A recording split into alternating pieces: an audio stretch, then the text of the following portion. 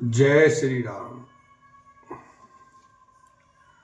दिशि कुंजरहु कमठ अहि कोला, धरउ धरनि धरि धीर न डोला।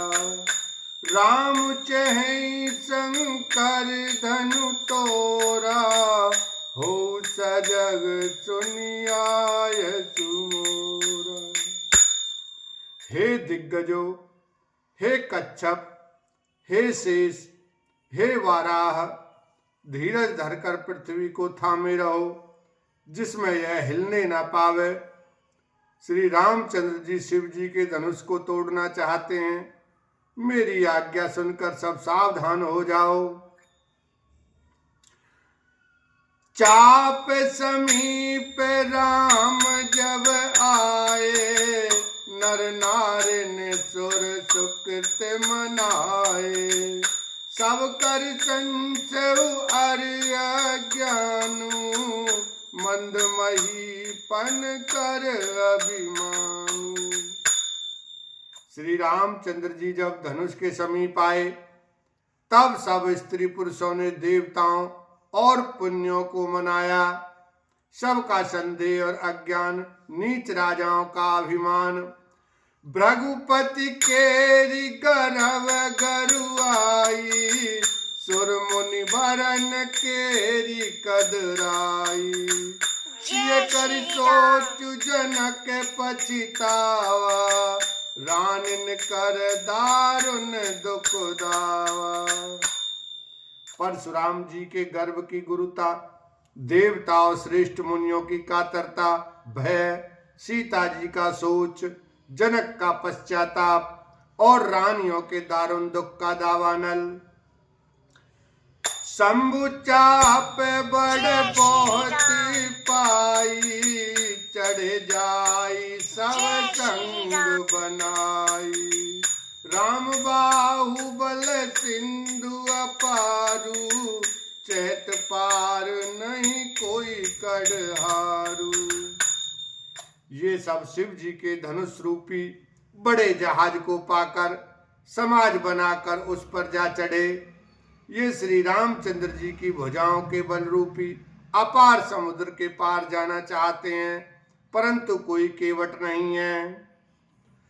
राम बिलो के लोग सब चित्र लिखे से देख, चितैसी है कृपायतन, जानी विकल विशेष लखन सिया राम, जय जय राम।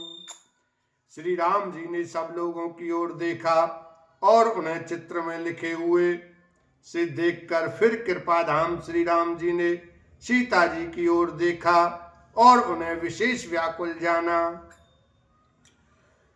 देखी विपुल विकल बेदेही, निमिष बिहात कलप समतेही। त्रिसित बारी बिन जो तनु त्यागा, मुँह करई का सुधा तड़ागा। उन्होंने जानकी जी को बहुत ही विकल देखा। उनका एक एक क्षण कल्प के समान बीत रहा था। यदि प्यासा आदमी पानी के बिना शरीर छोड़ दे, तो उसके मर जाने पर अमृत का तालाब भी क्या करेगा। कावरिता सब कृषि सुखाने, समय चूके पुनि का पछताने।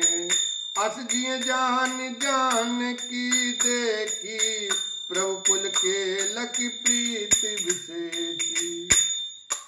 सारी खेती के सूख जाने पर वर्षा किस काम की, समय बीत जाने पर फिर पछताने से क्या लाभ। जी में ऐसा समझकर श्री राम जी ने जानकी जी की ओर देखा और उनका विशेष प्रेम लगकर वे पुलकित हो गए। गुरु ही प्रणाम मनहि मन कीना, अति लाघव उठाए धनु लीना।